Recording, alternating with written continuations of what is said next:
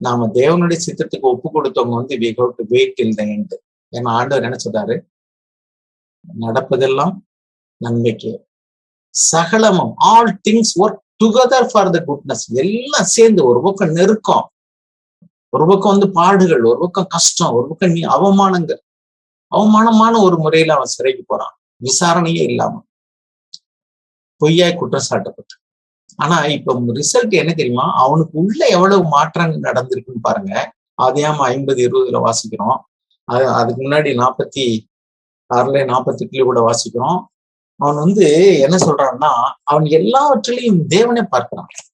அப்ப தேவனுக்கு ஒப்பு கொடுத்து தேவனுக்கு பயந்து வாழ்ந்த மனுஷனுடைய வாழ்க்கையில கடைசியில தேவன் எப்படி நடத்துறாரு அப்படின்னா, நீங்க எனக்கு தீமை செய்ய நினைத்தீர்கள், ஆனால் தேவனோ அதையெல்லாம் நன்மையாக மாற்றினார்.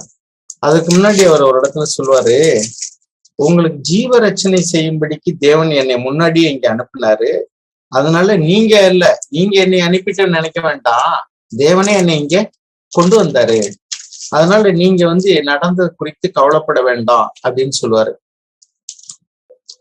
அப்ப இதுல நம்ம என்ன கவனிக்கணும் அப்படின்னு சொன்னா, அவன் தேவனை பார்க்கிறான், தேவன் பேர்ல முழு நம்பிக்கை உள்ளவனா இருக்கான். அப்ப சகோதரர்கள் எல்லாரும் தீமை செய்ய நினைத்தார்கள், ஆனா தீமைதான் செய்ய நினைச்சாங்க, அதுல எந்த சந்தேகம் கிடையாது. ஆனால் தேவனும் அதை நன்மையாக முடிய பண்ணினார். அப்ப அவருடைய மனதுல என்ன பக்குவம் வந்திருக்கு பாருங்க. இப்ப வந்து எல்லா சகோதரர்கள் வந்து அவர் கனவுல சொப்பனத்துல சின்ன பிள்ளையில காண்பித்தபடியே வந்து தெண்டனிட்டு வணங்குகிறார்கள். தேவன் அதை நிறைவேற்றிட்டாரு, சொன்னதை அவர் செஞ்சிட்டாரு. இப்ப அவர்கள் எல்லாருமே இவனுடைய ஆளுகையில் தான் இருக்கிறாங்க. இப்ப வேதத்துல எழுதப்பட்டதை காட்டிலும் அவனுக்கு விவரமா தெரியும் யார் கிணத்துக்குள்ள தள்ளினது, கிணத்துக்குள்ள தள்ளும்படி யோசனை சொன்னது யாரு. அவன் அந்த நேரத்துல கெஞ்சுகிறான், அந்த சகோதரர்களே பேசிக்கிறாங்க, அந்த சகோதரன் வந்து நம்மகிட்ட கெஞ்சினானே, அப்ப கூட நம்ம வந்து இருதயத்தை கடினப்பட்டு இப்படி பண்ணிட்டோமே என்று சொல்லி அவர்களுக்குள்ள பேசிக் கொள்கிறார்கள். இப்பொழுது அவன் நினைத்திருந்தா ராஜாவுக்கு அடுத்த ஸ்தானத்துல இருக்கக்கூடிய அவனுக்கு வந்து கண்டிப்பாக அவர்களுக்கு என்ன வேணாலும் செஞ்சிருக்க முடியும். தனித்தனியா பிரிச்சு, நீ தானே என்னை கிணத்துக்குள்ள தள்ளினவன், நீ தானே என்னை வித்தவன், நான் உன்னை நோக்கி என்னை கெஞ்சனனை இறக்கப்பட்டியா அப்படின்னு சொல்லிட்டு அவனை கொண்டிருந்தா கூட ஒண்ணு யார் ராஜா கேட்கப்படுறது இல்லை. ஏன்னா அவங்க உணவு வாங்குறதுக்காக நாடு விட்டு நாடு வந்திருக்காங்க, அவர்கள் எகிப்தியர்கள் அல்ல. அது மட்டுமல்ல, போத்திபாருடைய வீட்டுல என்ன நடந்ததுன்னு அவனுக்கு நல்லாவே தெரியும். இப்ப போத்திபாரும் போத்திபாருடைய மனைவியும் கூட இவனுடைய ஆளுகையின் கீழே தான் இருக்கிறாங்க, அது எது வேணாலும் செய்யலாம். ஆனா அவனை செஞ்சதாக அங்கே எழுதப்படவே இல்லை. அப்ப அவனுடைய மனதுல இந்த பாடுகள் கஷ்டங்கள் எல்லாவற்றையும் அனுபவித்த மனதினுடைய மனதும் எந்த அளவுக்கு பக்குவப்பட்டிருந்தா, அவனுக்கு கீழே அவனுக்கு எல்லா அதிகாரமும் அவன் கையில கொடுக்கப்பட்ட போதும் கூட அவன் தீமையை செய்ய நினைக்கவே இல்லை. ஏன்னா அவன் தேவனை பார்த்துட்டான். நீங்க தீமையை செய்ய நினைச்சீங்க, தேவன் அதை நன்மையாக மாற்றிட்டாரு. உங்களுக்கு ஜீவரட்சணை செய்யும்படி தேவன் தான் என்னை அனுப்புனாரு, நீங்க வித்து போட்டீங்கன்னு சொல்லல அவன் வாயினால. அவன் என்ன சொல்றான், தேவன் என்னை அனுப்புனார் உங்களுக்கு ஜீவரட்சணை பண்ணும்படிக்குன்னு சொல்றாரு. அப்ப இப்படிதான் நம்மளுடைய வாழ்க்கையில் நடக்கக்கூடிய ஒவ்வொரு காரியங்களும் நம்ம முழுவதுமா நம்மள தேவனுடைய சித்தத்துக்கு நம்ம ஒப்பு கொடுத்துட்டோம்னு சொன்னா, அது ஒருவேளை சரீரத்துக்கு நல்லதா இருக்காது, நம்மளுடைய ஆத்மாவுக்கு அல்லது மனதுக்கு அது நல்லதா தோணாம இருக்கலாம். ஏன்னா நம்ம வந்து ஐசோலேட்டட் ஈவெண்ட்ஸை பாக்குறோம், தனித்தனியா ஒவ்வொரு காரியத்தையும் எடுத்து பாக்குறோம். அது நல்லா இல்ல. சின்ன பிள்ளைங்க பள்ளிக்கூடத்துக்கு போகும்போது வந்து மாட்டேன்னு தான் அழுகுது, ஏன்னா அதுக்கு அது கஷ்டமா இருக்கு, அப்பா அம்மா விட்டு பிரிய வேண்டி இருக்கு. அப்புறம் ஒவ்வொரு படிப்புக்கு போகும்போது வந்து அவங்களுடைய படிக்கக்கூடிய பாடத்திட்டங்கள், ஹார்ட் ஒர்க்கு, பரீட்சை எல்லாமே அவங்களுக்கு கஷ்டமா தான் இருக்கு. ஆனா முடிவுல அது எல்லாமே அவங்க பொறுமையா அப்பா அம்மா நடத்துறபடி செஞ்சுட்டாங்கன்னா கடைசியில வந்து தே என்ஜாய் த லைஃப். அதே மாதிரிதான் நம்முடைய வாழ்க்கையில நம்ம முழுவதுமா தேவனுடைய திட்டத்துக்கு ஒப்பு கொடுத்துட்டோம்னு சொன்னா, நித்திய வாழ்க்கையில மகிமையான ஸ்தானத்தை தேவன் நமக்கு தர காத்திருக்கிறார். அதனாலதான் பவுல் சொன்னாரு, இது முதல் எனக்கு ஜீவ கிரீடம் எனக்காக வைக்கப்பட்டிருக்குன்னு சொன்னாரு. உண்மையானவர்களே, இந்த பூமியில எது லாபமா இருக்கோ, எது இன்பமா இருக்கோ, எது நமக்கு பேர் உண்டாகும்படி இருக்கிறதோ, சொல்ல போனா மனுஷனுடைய மகிமை, மனுஷருடைய நல்ல சாட்சி, இது எதையும் தேடக்கூடிய எல்லாமே சுயத்தை மையமாக கொண்டு ஒரு வாழ்க்கை தான். ஆனா அதை சிலுவையில அறையணும்னா கலாத்தியர் 5:24 நம்ம வாசிக்கிறோம், கிறிஸ்துக்குரியவர்கள் மாம்சத்தையும் அதன் ஆசை இச்சைகளையும் சிலுவையில் அறைந்திருக்கிறார்கள். இந்த செல்ஃப் வில் நான் சொன்னேன், அதுக்கு பின்னாடி சாத்தான் இருக்கிறான். நான் என்னுடைய விருப்பம் நிறைவேறணும், என்னுடைய பேருக்கு புகழ் உண்டாகணும், எனக்கு மகிமை உண்டாகணும், எனக்கு இன்பம் உண்டாகணும், எனக்கு லாபம் உண்டாகணும், எனக்கு என்ன கிடைக்கும், இப்படி எல்லாமே நம்மளை மையமாக வைத்து வாழக்கூடிய வாழ்க்கையை விட்டுட்டு தேவனுடைய நாமும் மகிமைப்படணும். அதாவது நம்ம 1 கொரிந்தியர் 10:31 வாசிக்கிறோம், புசித்தாலும் குடித்தாலும் எதை செய்தாலும் தேவனுடைய நாமும் மகிமைப்படும்படியே செய்வீர்களாக. அப்ப எனக்கு பேர் வேண்டாம், எனக்கு மதிப்பு வேண்டாம், என்னுடைய திட்டங்கள் நிறைவேற வேண்டாம், தேவனுடைய நாமம் மகிமைப்படணும், தேவனுடைய சித்தம் நிறைவேறணும். இப்படி அவருடைய மகிமைக்காக நம்ம வாழணும்னு நினைச்சிட்டோம்னா அதுதான் தேவனுடைய சித்தம். அப்ப தேவன் சொல்றாரு, என்னை கனம் பண்ணுகிறவர்களை நான் கனம் பண்ணுவேன். I will honor those who honor me. அப்ப தேவனுடைய திட்டத்தை நிறைவேற்றி அவரை கனம் பண்ணுகிறவர்கள், அப்புறம் அவருடைய கட்டளைகளுக்கு கீழ்ப்படிந்து அவரிடத்தில் அன்பு கூறுகிறவர்கள். தேவன் அன்புள்ள தகப்பன், அவர் சர்வ வல்லமையுள்ள தேவன். அவர் என் வாழ்க்கையை நான் அவருக்கு ஒப்பு கொடுக்கும்போது நிச்சயமா எனக்கு அவர் நல்லதுதான் செய்வார். எல்லா நன்மைகளுமே ஜோதிகளின் பிதாவிடத்திலிருந்து தான் இறங்கி வருகிறது. அவர் ஒரு காலம் எனக்கு தீமையை செய்யவே மாட்டார். அப்ப எனக்கு இப்ப தீமையாக தோன்றுகிறது, நிச்சயமா முடிவுல நன்மையா தான் இருக்கும். ஆனா என்னுடைய பார்வையில இப்பொழுது நன்மையாக தோன்றுகிறது, எனக்கு ஏன் கிடைக்கல, ஏன் இப்படி நடக்குது அப்படின்னு நம்ம கம்ப்ளைண்ட் பண்றோமே, அதுக்கு முடிவு என்னன்னு நமக்கு தெரியாதனால நம்ம இப்ப பேசிட்டு இருக்கோம். தேவன் he is on the process, on the way. அவருடைய திட்டத்தை நிறைவேற்றுகிற வழியில இருந்துகிட்டு அந்த ஒரு ஈவெண்ட்டை மட்டும் தனியா பிரிச்சுக்கிட்டு இது ஏன் இப்படி இருக்கு அப்படின்னு நினைக்கிறோம். அப்படி பார்த்தோம்னா அது நல்லதா இருக்காது. அவர் என்ன சொல்றாருன்னா, the whole process is working together for the goodness.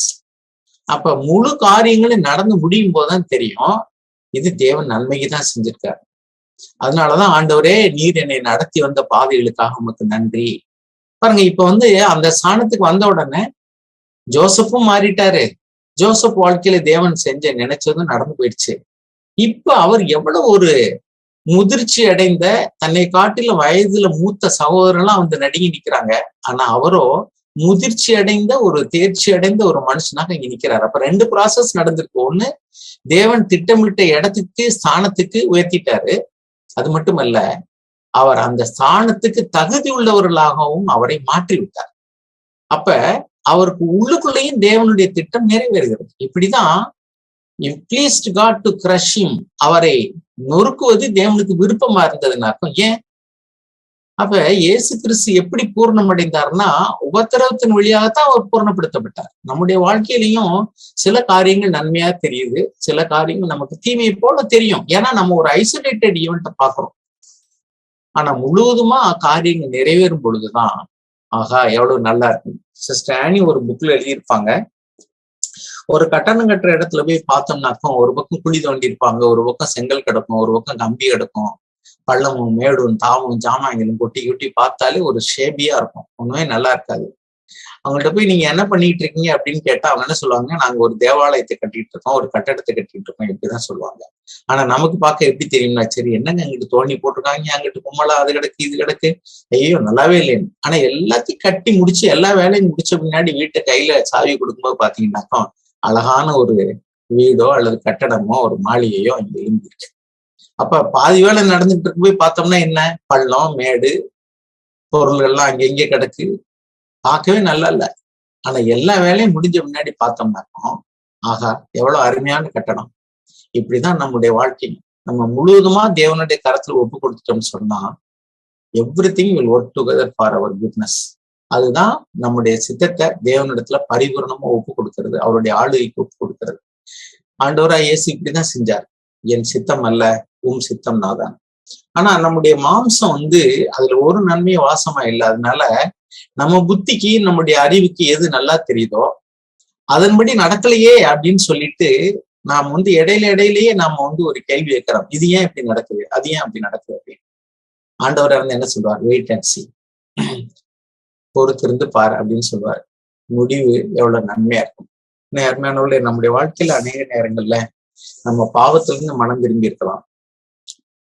மனசாட்சியினுடைய செத்த கிரியில் இருந்து, அதாவது விசுவாசம் இல்லாம செய்யறது, கடமைக்காக செய்யறது, அன்பு இல்லாம செய்யறது, இப்படி மனசாட்சியினுடைய செத்த கிரியைகளுக்கு நீங்களாக மனம் திரும்புதல் நம்மளுக்குள்ள உண்டாயிருக்கலாம். பாவத்திலிருந்து மனம் திரும்புதல் உண்டாயிருக்கலாம். உலகத்திலிருந்து தேவ பக்திக்கு நேரா திரும்புறது உண்டாயிருக்கலாம். ஆனா இப்ப சுயத்தை மையமாக கொண்ட வாழ்க்கை தான் பாவத்துக்கு ஆணிவர். தேவதூதன் சாத்தான மாறினதுக்கான பாவமே செல்ஃபில் தான். அப்ப அங்க மரத்தின் வேற அருகே கோடாலியை வைக்கணும். இது நமக்கு கஷ்டமான காரியம். அருமையானவர்களே, இத நம்ம நல்லா மூளை அறிவில் இப்ப விளங்கிட்டு தலையாட்டிட்டு போகலாம். But it is painful. ஆண்டவராகிய இயேசு கிறிஸ்து முழுவதுமா தேவனுடைய சித்தத்துக்கு ஒப்பு கொடுக்கும் போது அது எவ்வளவு பெயின்ஃபுல்லா இருந்தது. அது மாதிரி சில நேரங்கள்ல நமக்கு பெயின்ஃபுல்லா இருக்கலாம். பட் அவர் தேவனுடைய வல்லமையும் அவருடைய அன்பையும் அறிந்திருந்தபடினால ஒரு காலம் சந்தேகப்படவே இல்லை. என்ன நடந்தாலும் அவர் சரண்டர் பண்ணிட்டார். அப்போஸ்தலனாகிய பவுல் அப்படிதான். அவர் மரணம் நேரிடுகிறதா இருந்தாலும் கூட எல்லா அப்போஸ்தலர்களும் ஆதி கிறிஸ்தவர்களும் அவ்வளவு தூரத்துக்கு அவங்க சரண்டர் பண்ணிட்டாங்க. மரணமே நேர்ந்தாலும் அவங்க சந்தோஷமாக மரணத்துக்கு ஒப்பு கொடுத்தார்கள். அவ்வளவு விசுவாசமா இருந்தாங்க. ஆனா நம்மளும் கிறிஸ்தவர்கள் தான் நம்ம வாழ்ந்துகிட்டு இருக்கோம். ஆனா அநேக நேரங்கள்ல நாம விரும்பினபடி நடக்காத பொழுது தேவனையே கேள்வி கேட்கிறவங்களாவோ, சந்தேகப்படுகிறவர்களாவோ, அல்லது பயப்படுகிறவர்களாகவோ, பதஷ்டம் அடைகிறவர்களாவோ இருக்கணும். காரணம் என்னன்னா, நாம இன்னும் தேவனுடைய அன்பிலையும் தேவன் பேர் உள்ள விசுவாசத்திலையும் ஆழமாக நம்ம வேறுபடாதவர்களா இருக்கோம். இன்னும் நாம சுயத்திலிருந்து ஆழமாக மனம் திரும்பாதவர்களா இருக்கிறோம். அதனாலதான் உலகத்தார போல தேவன்கிட்ட போய் ஆண்டவரே இதை கொடுங்க அதை கொடுங்கன்னு கேட்டுக்கிட்டே இருக்கிறோம். நான் அடிக்கடி ஒரு பாட்டு சொல்லுவேன். அதுல இல்ல இன்னொரு பாட்டு என்னன்னாக்கும், இதை செய்யுங்க அதை செய்யுங்க நான் கேட்கவே மாட்டேன், ஏன்னா என் தேவையே நீங்க தானே அப்படின்னு. அப்ப தேவனுடைய திட்டத்தை நம்ம நிறைவேற்றிட்டோம்னா எல்லாமே நன்மைக்கே தான் நடக்கும். அந்த விசுவாசம் நமக்குள்ள வேணும். இதை தேவன் தான் நமக்குள்ள வளர பண்ண முடியும்.